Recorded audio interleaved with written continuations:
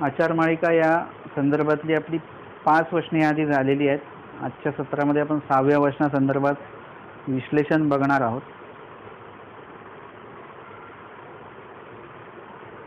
लीळा उत्तरार्ध 578 क्रमांकाची माहीमभट्ट अन्य सामग्री निषेध ही लीळा आपण घेतलेली आहे आणि स्वामींनी त्यामध्ये सांगितलं की सकळ सामुग्र्या परित्यजन येथीच्या इत्पत्ती उत्पन्न व्हावे आणि येषणत्रय त्यजावे. म्हणजे येषणत्रय, येषण म्हणजे इच्छात्रय म्हणजे 3, पुत्रेषणा, वित्तेषणा आणि लोकेषणा या 3 गोष्टी आपल्याला याच्यामध्ये पाहिजे असतात आणि त्या तिघांचा तुम्ही त्याग केला पाहिजे. त्याग केला पाहिजे म्हणजे त्यांच्या संदर्भात तुम्ही कुठल्याही अपेक्षा जर का ठेवल्या तर ते तुम्हाला दुःखाला कारणीभूत ठरत असतं बरं का. म्हणजे पैशा संदर्भात असो, पैसे माझ्या कामी येतील आणि ते नाही आले त्याचं दुःख असतं, पुत्रासंदर्भात दुःख असतं आणि लोकेशना म्हणजे लोकांसंदर्भात पण आपल्याला दुःख सुख दुःख हे चालू राहतं. या 3 गोष्टींचा जर का त्याग केला तर तुमच्यासारखं सुखी या जगात दुसरं कोणीच नाही. अपेक्षांचा त्याग केला पाहिजे आणि जर का नाही त्याग केला तर काय होईल ना, स्वामी सांगतात न त्यजे तरी गडदरा पडेल. आणि जर का त्याग नाही केला तर खड्ड्यामध्ये आपण पडू, कशाच्या अपेक्षांच्या खड्ड्यामध्ये आपण पडू. आणि तो खड्डा अशा प्रकारचा आहे अपेक्षांचा खड्डा की त्याच्यात पडल्यानंतर उगाचच म्हणजे आपल्या संबंधित जरी नसेल तरी आपल्याला त्या संदर्भात दुःख व्हायला लागतं, आपोआप व्हायला लागतं. म्हणजे नको त्या गोष्टींचं आपण मनामध्ये डोक्यात ठेवतो आणि नको त्या गोष्टींच्या संदर्भात आपण अपेक्षा ठेवतो आणि साहजिकच तुमच्या संबंधित ती गोष्ट नसल्यामुळे तुमचा अपेक्षा भंग होणारच आहे, तुम्हाला ती गोष्ट भेटणारच नाही आहे आणि त्याच्यामुळे मग दुःख हे ठरलेलं असतं. म्हणून कुठल्याच गोष्टीचं जे इच्छा असतील वगैरे या बाळगून ठेवू नये. बहुतांश असं असतं की डोक्यामध्ये जर का इच्छा ठेवून जर का आपण गेलो तर त्याच्यामुळे काय होऊ शकतं, कुठेतरी आपण असंतुष्ट याच्या स्थितीमध्ये जर का आपला मृत्यू झाला तर पुढे वेगळ्या आपण कर्मफळात जाऊ शकतो, भूत योनीमध्ये वगैरे पण सुद्धा जाऊ शकण्याची शक्यता आहे. आणि म्हणून कुठल्याच गोष्टींच्या अपेक्षा याच्यामध्ये ठेवायचं नाही. तुम्ही या सृष्टीमध्ये आलेले आहात चांगलं कार्य करायचं. निष्काम कर्मयोग सांगितलेला आहे. त्याचं काय आहे की तुम्ही अपेक्षा न ठेवणे हा त्याच्यातनं एक संदेश आहे. निष्काम म्हणजे काय, चांगलं करत राहा. फक्त तुम्ही जे करताय ते चांगलं असलं पाहिजे एवढं तुम्हाला माहिती आहे, माहिती असणं गरजेचं आहे. म्हणजे त्याची खात्री असली पाहिजे हे चांगलं आहे म्हणून आणि ते तेवढं चांगलं करून पुढे चालत राहा. मागे बघू नका किती पुण्य जोडलंय की त्याचा हिशोब नका करू की मी आज 100 लोकांना जेवू घातलं म्हणजे मला एवढं पुण्य मिळालं तेवढं पुण्य मिळालं, हा हिशोब करायचा नाही. चांगलं करत राहा आणि अपेक्षा कसल्या ठेवू नका की मी आता यांना बोलवले जेवायला, आता ह्यांनी पण मला आता जेवायला बोलवावं. अशा कुठल्याही प्रकारच्या अपेक्षा कधीच ठेवू नका. त्याच्यामुळे काय होईल की तुमचं दुःख जे आहे ते दुःख खूप अंशी कमी होईल. म्हणून स्वामींनी सांगितलं की गडदरा पडेल म्हणजे अपेक्षांच्या खड्ड्यामध्ये आपण पडू. यावरी माहीमभट्टी म्हटले जी जी माझी जे तुकी सामुग्री ते तुकी आजी लागुनी गोसाव्यांच्या श्रीचरणी अर्पिली. मी आजपासून स्वामींच्या श्रीचरणी सगळं अर्पून टाकलेलं आहे. म्हणजे हे स्वामींच्या उपयोगी लागेल. जसं माहीमभट्ट आहेत, विद्वान व्यक्ती आहेत, म्हणजे विद्वत्ता अपार आहे, अनेक लोकांना त्यांनी हरवलेलं आहे. मग त्यांना काय वाटेल आता मी जर का एवढा विद्वान आहे तर सगळ्यांनी मला दंडवत केला पाहिजे, सगळ्यांनी मला प्रणाम केलं पाहिजे. अशा पद्धतीने त्यांच्या एक जीवनाचा तो एक भाग होऊन जाईल. आणि म्हणून या ठिकाणी त्याच्यामुळेच त्यांना ते दुःख आत्तापर्यंत होतं की मी एवढा सगळ्यांना जिंकलेला आहे. तर आजपासून त्यांनी काय केलं, या लीळेमध्ये सांगितल्याप्रमाणे की आजपासून त्यांनी सगळं त्यागून दिलं. आणि म्हणून सगळ्यांपुढे सगळ्यांना स्वतः पुढे झुकवणारे हे माहीमभट्ट जेव्हा रिद्धपूरला पोहोचले आणि त्यांनी एका क्षुद्र जातीच्या व्यक्तीला, मातंग व्यक्तीला विचारलं की श्रीप्रभू कुठे आहेत. ते म्हणाले आत्ताच इकडे गेलेले आहेत. त्यांनी सांगितलं श्रीप्रभू कुठे आहेत ते सांगितलं आणि तो जी व्यक्ती आहे ती जेव्हा पुढे निघाली, शूद्र व्यक्ती आहे ज्यांची सावली सुद्धा पडली तरी स्वतः तर पवित्र व्हायचं आंघोळ करून, पण त्याला पण शिक्षा करायची की तुझी सावली माझ्या अंगावर का पाडली. म्हणजे अशी जी परिस्थिती होती त्या काळामध्ये. आणि ह्या क्षुद्र व्यक्तीला तो पत्ता विचारला गेला आणि मग क्षुद्र व्यक्ती ती पुढे गेल्यानंतर माहीम भट्टांनी त्यांना दंडवत घातलेले आहेत, साष्टांग दंडवत घातले त्यांच्या पाठमोऱ्या त्या आकृतीकडे. तर अशा पद्धतीने दुसऱ्यांना झुकवणारा व्यक्ती यांनी आपली पूर्ण सामुग्री सगळ्या अपेक्षा या काढून ठेवलेल्या आहेत. म्हणजे ब्राह्मण असल्यामुळे तर साहजिकच आहे मी कोणापुढे वाकणार नाही, झुकणार नाही, अशा प्रकारची ही व्यक्ती आणि मातंग समाजाला, क्षुद्र समाजाला झुकवणारी ही व्यक्ती आज काय झालेली आहे, त्या अपेक्षांचा भाग त्यांनी काढून टाकला आणि ते स्वतः झुकलेले आहेत. म्हणजे अशा प्रकारे आपल्याला ह्या सगळ्या दोषांचा त्याग करायचा आहे. आता ईषणत्रय म्हणजे काय ना, ईषण म्हणजे इच्छा आणि ते 3 प्रकारचे असतात. ते आहेत पुत्रेशना, वित्तेशना आणि लोकेशना. आता हे कर्मराटीचं आहे की पुत्रेशना म्हणजे पुत्र पाहिजे किंवा आहे पुत्र, तर त्याचं तो एक त्याच्या संदर्भामध्ये जी काय माया असेल, ममता असेल, जे लागले पण असेल आणि त्याच्यामुळे दुःख होतं. बरं, त्याच्यामुळे दुःख होत असतं. तुमची जर का ममता त्याच्यामध्ये नसेल मग तुम्हाला दुःख होत नाही. तर हे पुत्रेशना, वित्तेशना म्हणजे त्याच्यामध्ये जर का तुमची ममता असेल, मुलामध्ये ममता असेल, तर मग तुम्हाला त्याच्या संदर्भात दुःख होईल. वित्तेशना म्हणजे पैशामध्ये जर का तुमचं मन आहे, पैसा मिळावा अशी इच्छा आहे, पैसा टिकून राहावा अशी इच्छा आहे, तर पैसा मी कोणाला देणार नाही अशी इच्छा आहे, तर त्याच्यामुळे काय होणार, त्याच्यामुळे सुद्धा दुःख हे होत राहणार आहे. आणि लोकेशना म्हणजे लोकांनी माझा मान सन्मान करावा, लोकांमध्ये माझी कीर्ती व्हावी, हे तर सगळ्यांनाच वाटत असतं. या 3 गोष्टी ज्या आहेत या कर्मराटीमध्ये म्हणजे प्रपंचामध्ये या 3 गोष्टी आहेतच आहेत. म्हणजे प्रत्येकाला काय पाहिजे, आपलं वंश चालवणारा पाहिजे, हा एक प्रकार. वित्तेशना म्हणजे मला पैसा पाहिजे. आजकाल जेवढे लोक, जे आधीच्या काळामध्ये जे लोक पैसे काम करायचे ते फक्त पोटासाठी काम करायचे बरं का, म्हणजे पोट भरण्यासाठी. आत्ता जे काम केलं जातं ते पोट भरून परत सेविंगसाठी म्हणून पण, म्हणजे एक त्याचं एक आहे की अजून आला पाहिजे पैसा. पैसा कितीही जरी आला तरी पण त्याला नकार हा प्रकार कोणी करत नाही, की आपण असं म्हणा नको नको आमच्याकडे खूप पैसे झालेत आता नको पैसे, असं कधीही कुणी म्हणत नाही. भरपूर पैसा पाहिजे म्हणजे पाहिजेच पाहिजे असा. वित्तेशना आहे म्हणजे वित्ताची म्हणजे पैशाची इच्छा आहे. आणि लोकेशना म्हणजे लोकांमध्ये माझा नाव व्हावं.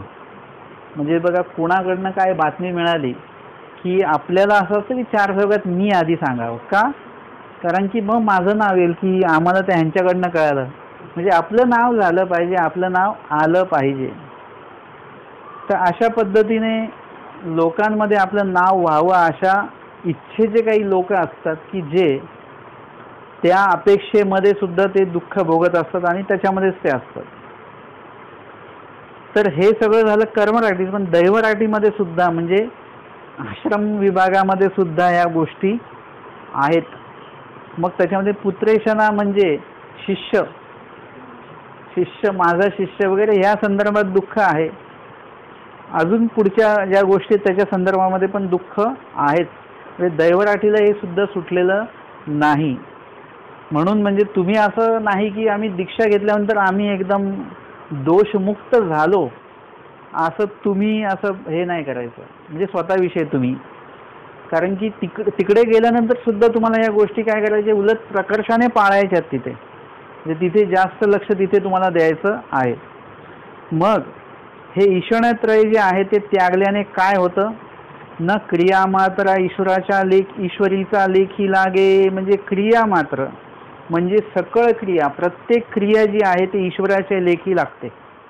कारण की तुमचं पुत्रेशना म्हणजे तो एक भाग तुमचं जर का अपेक्षा तिकडून सुटली, वित्तेशना म्हणजे पैशाकडनं तुमची अपेक्षा सुटलेली आहे, लोकेशना म्हणजे लोकांकडनं तुमची अपेक्षा काहीच नाहीये, मग कुठे तुमचं मन लागेल? म्हणजे हे असतं ना की नाही माझे पैसे आहेत, माझे पैसे आहेत, पण तुम्ही हे केलं की माझे पैसे नाहीच आहेत, विषय संपला पैशाचा. मला नाही, माझा मुलगा आहे तो मला बघेल, म्हणून ते अपेक्षेने असेल. म्हणजे देवावर तुम्ही अवलंबून नाहीयेत, तुम्ही पैशावर अवलंबून आहेत, म्हणजे तुम्ही देवावर अवलंबून नाहीयेत. नाही आमचे लोक चांगले आहेत, आमचे लोक चांगले आहेत म्हणून लोकांवर अवलंबून असाल म्हणजे तुम्ही देवावर अवलंबून नाहीयेत. म्हणजे तिघांवर तुम्ही अवलंबून असाल किंवा तिघांपैकी कशावर जरी तुम्ही अवलंबून असाल तर तुम्ही देवावर अवलंबून नाही आहात. आणि आपल्याला देवावर अवलंबून राहायचं आहे, म्हणजे परमेश्वर करतील बरोबर सगळं असं. आणि जेव्हा तुम्ही ह्या 3 गोष्टींवर अवलंबून राहता त्यावेळेस तुमच्यामध्ये एक प्रकारचा एक दोष निर्माण होतो, म्हणजे अहंकार निर्माण होतो. माझा मुलगा करेलच असं एक, किंवा वित्तेषणा म्हणजे माझ्याकडे पैसा आहे, मला कोणाची गरज नाही, की माझ्यासाठी कोणी पण धावून येईल. म्हणजे एक लोकेशना म्हणजे अवलंबून असतं. आम्ही काही लोकांच्या घरी ते म्हणतात की तुम्ही रिक्षातनं उतरलं, कोणाला विचारलं पाटील कुठे राहतात, आमच्या घरी आणून सोडतील तुम्हाला. आणि असं तिकडे त्यांना कोणीच ओळखत नसतं बरं का. इकडे गेल्यानंतर आम्ही बघितलं तर तिथे त्यांना येतं कोण पाटील. हे असं होतं. म्हणजे आपलं हे की लोक आपल्याला धावून येतील, मदतीला येतील, वेळेवर कोणी येत नाही. शेवटी तुम्हाला कुठेतरी देव उपयोग येणार, याचा अर्थ असा नाहीये की तुम्ही लोक जोडू नका असं नाही, पण लोकांकडनं नाहक अपेक्षा तुम्ही ठेवू नका. आणि जर का तुम्ही या 3 गोष्टींच्या वेगळे जर का झालात, पुत्रेषणा, वित्तेषणा, लोकेशना, कुणावर अवलंबून नाही, माझा देव आणि मी, देव बरोबर सगळ्या गोष्टींचा योग आणेल, तर ते बरोबर योग आणेलच. तुम्हाला त्याची काळजी करण्याची आवश्यकता नाही. आणि मग असतात. आणि म्हणून जेव्हा तुम्ही या सगळ्या गोष्टींच्या वेगळे होता त्यावेळेस बरोबर काय होतं की तुम्ही जी क्रिया करताना ती पूर्ण ईश्वराच्या लेखी लागेल, या एका त्या म्हणजे काय बोलतात त्याला, पूर्ण मनाची जी स्थिती असते ना तुम्ही तशी होते, तुमची पूर्ण समर्पण होऊन जातं. जसे डॉक्टर बोलतात ना की आता आमच्या हातात काय नाही, आता देवाच्याच हातात आहे. म्हणजे डॉक्टरांनी पूर्ण तेवपर्यंत आपलं काय असतं, डॉक्टर मोठे डॉक्टर आहेत एकदम काय टेन्शन नाही, पण जेव्हा डॉक्टर म्हणतो की माझ्या हातात काय नाही, तर त्यावेळेस मग तेही वित्तेषणाच आहे. मोठ्यातला मोठा डॉक्टर आपण बोलू काय हरकत नाही, पण तो मोठ्यातला मोठा डॉक्टर जेव्हा म्हणतो की माझ्या हातात काही नाही, त्यावेळेस मग आपण देवाची जी काही प्रार्थना करतो ना ती एकदम प्युअर असते बरं, एकदम प्युअर असते. जसं आम्ही ते तिकडे गेलेलो ना बद्रिकाश्रम साईडला, मग तिथे असं होतं की बस जर का खाली गेली तर किती फूट खाली आहे ते, जे जगण्याचे काही संधी नाही. तर त्या ठिकाणी जे काही देवाचं नाव घेतलं जातं एकदम प्युअर, म्हणजे असं नाव कधीच घेतलं गेलं नाही, इतक्या मनापासनं देवाला आळवल्या जात होतं, नाव घेतल्या जात होतं. म्हणजे जिथे सगळ्या अपेक्षा संपलेल्या असतात तिथे जी तुम्ही क्रिया करताना ती पूर्णच्या पूर्ण तुमची ईश्वराच्या लेखी लागत असते. तर इथे सांगितले की क्रिया मात्र ईश्वराच्या लेखी लागे. क्रिया मात्र म्हणजे प्रत्येक क्रिया जी आहे ती ईश्वराच्या लेखी लागणार. जेव्हा आमच्या अभयांना कळलं की आमचे स्वामी जे आहेत ते तर जेवलेत, माझं जेवण इथे मी नेते, मला स्वामींनी जेवण आणायला सांगितलं, भोजनाचा दंडोत घातलं, पण स्वामी आधीच जेवले, म्हणजे मी कोण आहे, मी पापीनी आहे, आणि माझं देवाने का खावं. आणि म्हणून ती दुःख करते. म्हणजे सगळं सुटलं की इथे तुमचा पैसा कामी येणार नाही, तुमचा मुलगा कामी येणार नाही, आणि तुमची लोकात किती ओळख ही पण कामी येणार नाही. जेव्हा देवाला स्वीकारायचं आहे त्यावेळेस तुम्हाला तुमची प्रार्थना जी आहे ना तीच फक्त कामी येणार आहे. आणि ती तिने मनापासून केलं की जे हातात होतं की देवाला मी भोजन द्यावं तेच माझ्या हातातनं निघून गेलं, स्वामी आधीच जेवले. आणि मग त्यावेळेस तिला असं वाटलं की बस, म्हणजे माझ्या एवढ्या क्रियेचा काही उपयोग झाला नाही, म्हणून दुःख करायला लागली. आणि मग त्यावेळेस स्वामींनी ते स्वीकारलं. म्हणजे परमेश्वराच्या ती लेखी क्रिया बरोबर लागलेली आहे. म्हणजे तुम्ही तळमळपूर्वक जी क्रिया कराल ना ती लेखी लागते बरं. तुम्ही खूप पैसे खर्च करून जर का एखादी क्रिया करत असाल तर ती लेखी लागत नाही.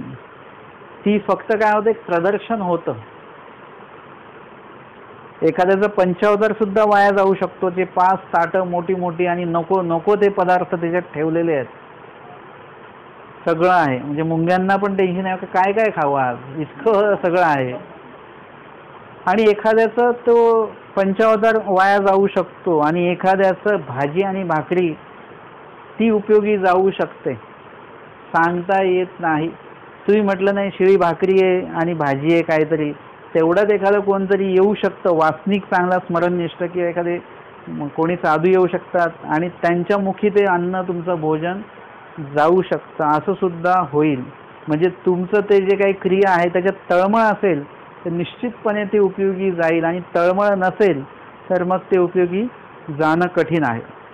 आणि म्हणून कधीही हा भाग लक्षात ठेवू नका की आपल्याला खूप पैसे खर्च करायचे आणि मोठी क्रिया करायची आहे. योग्य क्रिया करायची, उपयुक्त क्रिया करायची, यावर सगळं तुमचं लक्ष असणं गरजेचं आहे. क्रिया जर का तुम्ही मनापासून केली ना तर ती उपयोगी जाते, आणि तुमचा जो पदार्थ असेल, काही असेल, कुठलीही क्रिया असेल, ती उपयोगी जाणं खूप महत्त्वाचं आहे. मग ती किती महत्त्वाची, किती पैशाची, याला काहीच किंमत राहत नाही.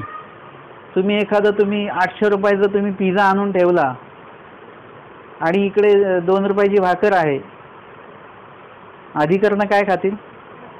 भाकरी. तुमचं 800 रुपये गेले, ते काहीच उपयोगाचे नाही. ती इकडे एक साधीशी भाकर आहे, ती उपयोगी जाणार आहे, कारण हे फक्त ऑर्डर करून बोलवलं आहे. भाकरी आपण स्वतः बनवलेली आहे, ती चांगली बनावी हा त्याच्यामध्ये भाव आहे आपला, ती बाबांना आवडावी हा एक भाव आहे आपला. म्हणजे बहुतांशी बाया मी अशा बघितलेल्या आहेत की जर का त्यांना म्हटलं की, म्हणजे त्यांच्या घरच्यांनी म्हटलं की बाहेरून जेवण आणू, ते म्हणतात नाही नाही घरी बनवूया. घरी बनवताना त्यांचा एक तो भाव असतो की नाही, डाळ चांगली झाली पाहिजे, जेवण चांगलं झालं पाहिजे. जे पाहुणे आलेले असतील, कोणी साधू आलेले असतील, तर बहुतांश हा भाव असतो की आपण स्वतः बनवायचं, स्वतः वाढायचं, आणि मग त्यांना ते आवडणं न आवडणं ह्याच्याशी आपण अपेक्षित असतो की नाही त्यांना आवडलं का, चांगलं वाटलं का. म्हणजे हे काय आहे, तुमची ती आवड त्याच्यामध्ये उपयोगी जाते आहे. आमच्या सादाईचा आहेत, सादाईचा स्वामींची वाट बघतात मडपिंपरीला, आणि सादाईसांना स्वामींनी पुढे पाठवलं. सादाईसांनी काय केलं, स्वामी यायच्या आधी आता काय करायचं, बसूनच आहोत, सेवा काहीच नाही. परंतु सेवक कोणाला म्हणतात, जो बसून राहतो त्याला सेवक नाही म्हणतात, जो सेवा शोधून काढतो त्याला सेवक म्हणतात. सादाईसांनी बघितलं की स्वामी ह्याच रस्त्याने असे येतील, इकडून येतील, इकडून येतील. मग बघितलं रस्ता खराब आहे, मग तो रस्ता तेवढा झाडून काढला व्यवस्थित. मग स्वामी येतील या रस्त्याने, म्हणजे स्वामींच्या श्रीचरणाला काही दगडं बिगडं लागले नाही पाहिजे. परंतु स्वामींचे श्रीचरण दुखत असतील, आल्यानंतर चाललं, मग काय केलं पाहिजे, मग पाण्याची व्यवस्था केली, श्रीचरण प्रक्षाळन, स्वागत केलं पाहिजे म्हणून फुलांची व्यवस्था केली, वगैरे वगैरे. म्हणजे हे सगळं आवडीपूर्वक केलं. याच्यामध्ये साधाईसाचा 1 रुपयाचा सुद्धा खर्च झाला नाही. परंतु क्रिया कशी केली त्यांनी, एकदम मनापासून केली.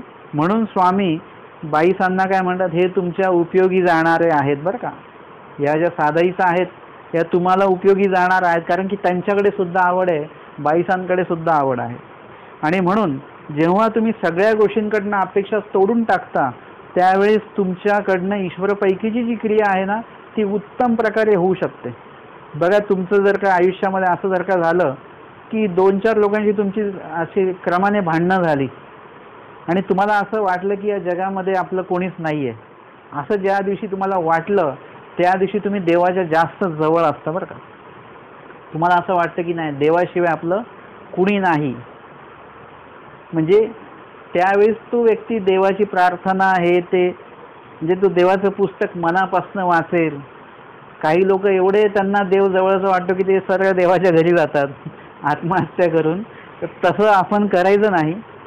उलट ही संधी असते की जेवढे लोक तुटलेले आहेत किंवा आपल्याला त्यांचा खरेपणा लक्षात आला, म्हणजे भांडणं होणे चांगलं नाही, परंतु त्यांचा खरेपणा लक्षात आला तर तेवढंच देवाच्या जवळ आपण जास्त जात असतो. आणि म्हणून इथे सांगितलेलं आहे की सकळ क्रिया ईश्वराच्या लेखी लागते.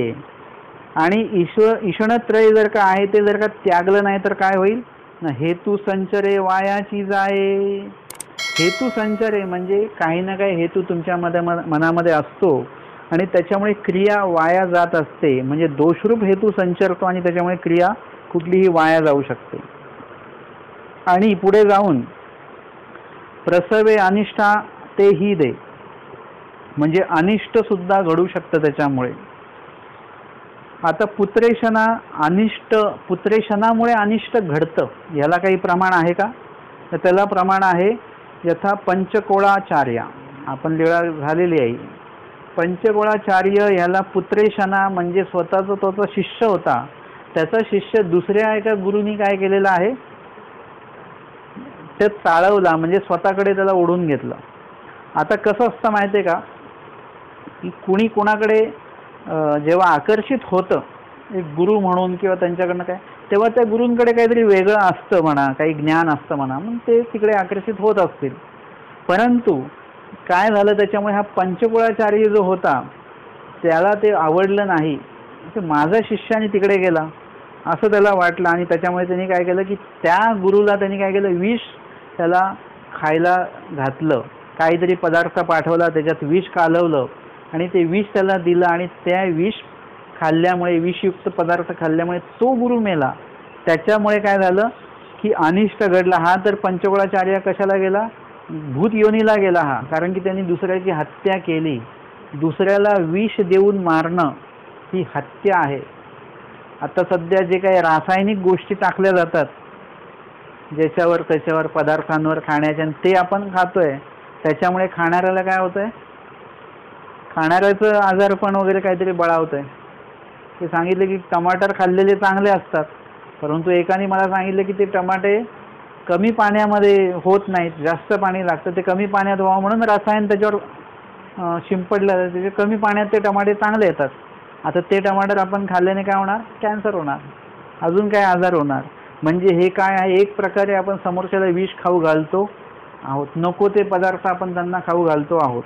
आणि म्हणून त्याच्यामुळे काय होणार, त्या व्यक्तीला आपला पदार्थ खाल्ल्यामुळे काही जर का झालं तर त्याच्यामुळे आपण कुठल्याही नरक योनीला जाऊ शकतो. आणि म्हणून पुत्रेशनामुळे काय झालं, पंचकुळाचार्याला अनिष्ट घडलेलं आहे. आता वित्तेशना असेल म्हणजे पैसा आहे आणि पैशामुळे अनिष्ट घडतंय, याच्यासाठी काय उदाहरण, एरवी तर आपल्या समोर उदाहरण भरपूर आहेत, परंतु या लीळाचरित्रातलं उदाहरण काय आहे का, वित्तेशनामुळे अनिष्ट घडतं. कवणन्याय यथा गुर्जर नारियेळा अरण्यग्राम. अरण्यग्राम या ठिकाणी आमचे स्वामी होते आणि एका व्यक्तीचं नारळ म्हणजे ते नारळाची कवटी, आणि त्याच्यामध्ये त्यांनी काय केलेलं होतं, आसू लपवून ठेवलेल्या होत्या. आणि तो आणि त्याचा मित्र या दोघांनी काय केलं, जिथे स्वामी मुक्कामी येणार होते तिथेच आधी त्यांनी ते काय केलं, खड्डा करून त्याच्यामध्ये बुजून ठेवलेलं. आधीच्या काळामध्ये त्याच बँकी असायच्या, जमिनीमध्ये खड्डा करायचा आणि ते पैसे वगैरे जमवून ठेवायचे तिथे. आणि त्यांनी ते आदल्या दिवशी काहीतरी ते ठेवलेलं.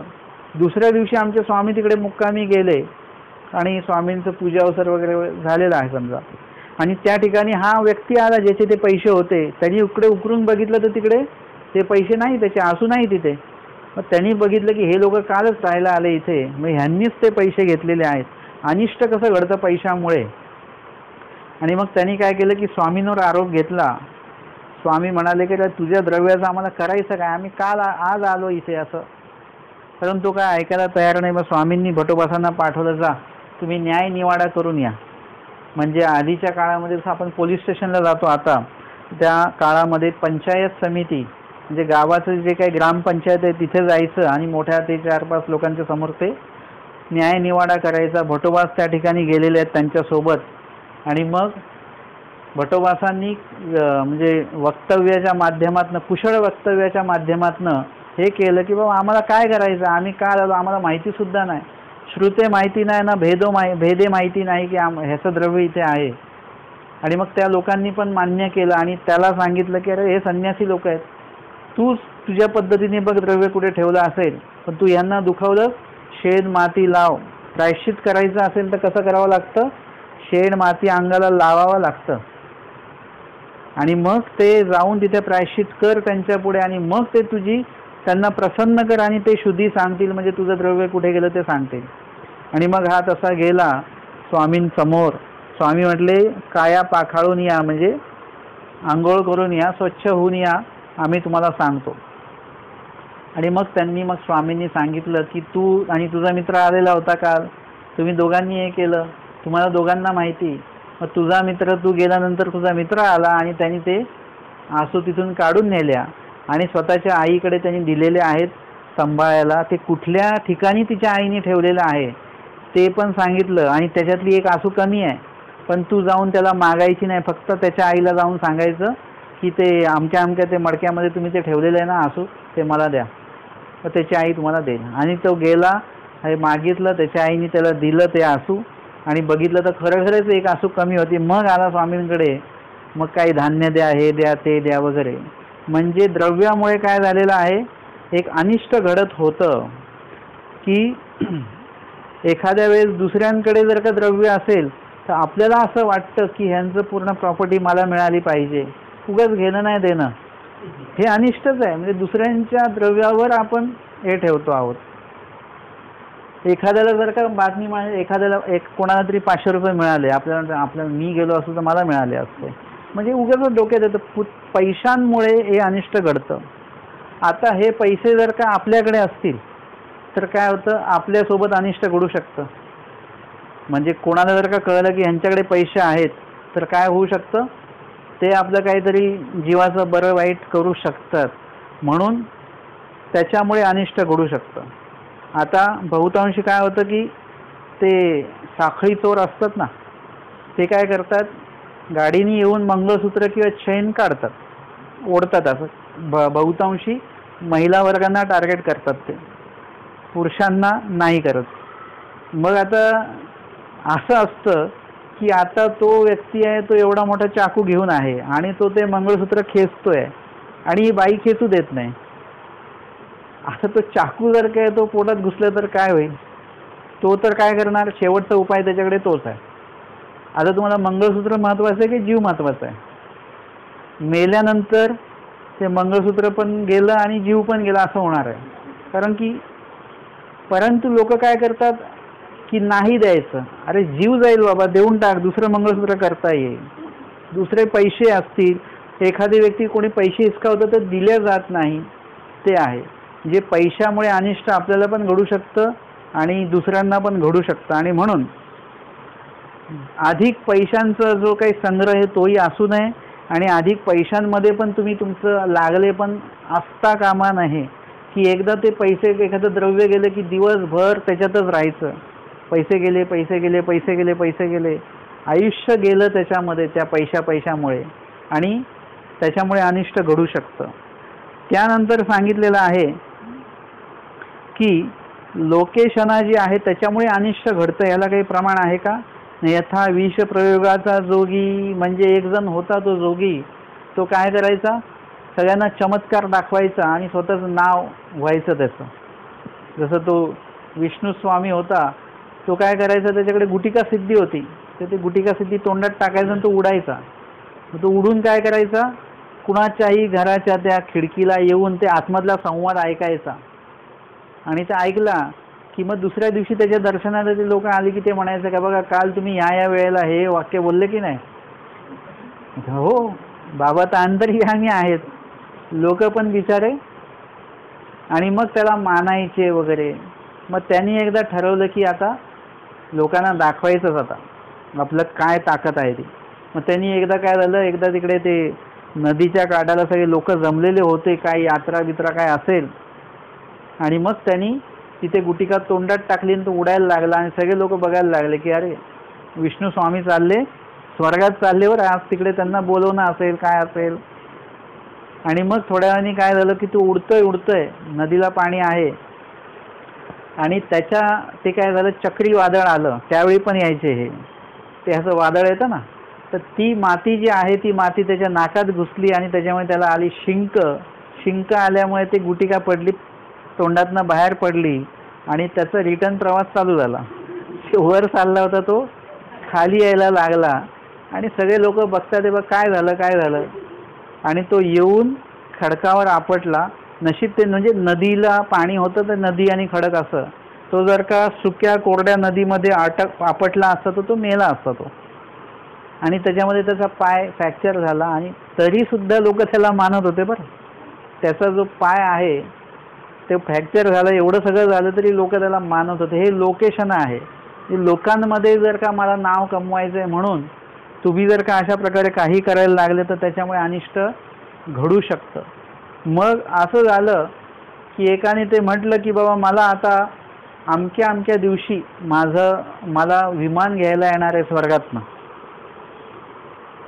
असं म्हणजे हो, आणि सगळे त्या दिवसाची वाट बघायला लागले.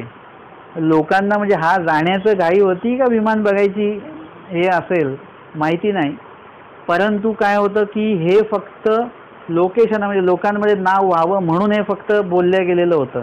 वास्तविक तसं काही होणार नव्हतं. मग तो दिवस आला, ती वेळ आली, ती तिथी पण आली, पण विमान काय मात्र आलं नाही. आणि लोक तर बाहेर गर्दी करून की बाबांना लाईव्ह बघू जाताना स्वर्गात जाताना. आता त्या बाबाला पण माहिती आतमध्ये की बाबा विमान तर काही येणार नाहीये. मग त्याच्या लक्षात आलं की आता जर का बाहेर पडलं तर लोक लय आणतील आपल्याला. मग त्यांनी काय केलं, आतमध्येच विष खाऊन घेतलं. आणि लोक तर बाहेरच वाट बघतायत. विष खाल्लं आणि आतमध्ये विष पिल्यानंतर मग ते घर घर असा आवाज येतो ना, मग ते लोकांना असं ते लक्षात आलं काहीतरी. आणि मग त्यांनी आतमध्ये जाऊन बघितलं तर ह्यांनी विष खाल्लेलं होतं. मग त्या लोकांनी त्याला त्याच्यातनं वाचवलं, तरी पण लोक त्याला मानतच होते. म्हणजे अशा प्रकारे लोकेशनाच्या तुम्ही जर का ह्याच्यामध्ये पडलात ना, अपेक्षेमध्ये जर का पडलं की लोकांमध्ये माझं नाव व्हावं किंवा नाव होतं, तर तुम्ही त्यासाठी काही करू शकता. आमचे स्वामी सांगतात पोर घेऊ मरोनी ऐश्वर्य साधिती. म्हणजे कुणाला कळलं की बाबा एवढ्या उंचावरून उडी मारली की गिनीज बुकमध्ये नाव होईल, तर तो माणूस तिकडून उडी मारतो आणि काय होतं त्याच्यामुळे त्याचं काही अनिष्ट होऊ शकतं, मृत्यू होऊ शकतो. लोकेशनाच्या मागे लागू नका. आता याच्यामुळे लोकेशनामुळे अशा प्रकारचे अनिष्ट होतं. याच्यानंतर पुत्रेशना, ते पुत्राची इच्छा असण्याचा तो मल्ल होता. आमच्या स्वामींना किती 15 महिने आमचे स्वामी तिकडे जवळपास थांबलेले आहेत. वित्तेशना यथा कनाशीचा ब्राह्मण आहे, तर त्यांनी स्वामी सांगितलं की स्वामींना त्यांनी सांगितलं की मला सुने हाती तक्रभात आणि जमीन पण झाली पाहिजे. म्हणजे एकाच ह्याच्यामध्ये त्यांनी सगळं काय मागून घेतलं. ही आहे वित्तेशना. आणि श्रीप्रभूंनी आसू दिल्या तो ब्राह्मण आहे. तो एक ब्राह्मण आला, तो म्हणे देवा मला माझ्या मुलीचं लग्न करायचं आहे आणि मग मला पैसे पाहिजेत, काय म्हणजे खर्च. आणि श्रीप्रभू त्याला घेऊन गेले एका ठिकाणी आणि स्वामींनी काय केलं, त्याला आसू दिल्या. आता त्याला बरोबर झाल्या. म्हणजे हे जगातलं पहिले बिनव्याजी दिलेलं लोन आहे बरं हे, स्वामींनी श्रीप्रभूंनी दिलेलं. आता त्याला ते भरपूर झालं बरं का, तरी तो म्हणतो अजून द्या अजून द्या. स्वामी म्हटले निघ आता. म्हणजे तो त्या वित्तेशना म्हणजे त्याला तिथे पैशाची अपेक्षा होती. आणि लोकेशना यथा रामदेव दादोस, त्यांनी हे केलं की मला असं झालं पाहिजे. म्हणजे स्वतःला त्यांनी काय आचार्यत्व मागून घेतलं की मला आचार्य करा आणि लोकांमध्ये माझी मान्यता वगैरे झाली पाहिजे. तर अशा प्रकारे आपण या ठिकाणी आचार माळिका या प्रकरणाचं 6वं वचन या ठिकाणी बघितलं. ईशान्यत्र त्याच्या संदर्भातली 578 क्रमांकी उत्तरार्ध, 578 क्रमांकाची उत्तरार्ध महिमभट्ट अन्य सामग्री निषेध ही लीळा सुद्धा या ठिकाणी बघितलेली आहे. दंडवत हो.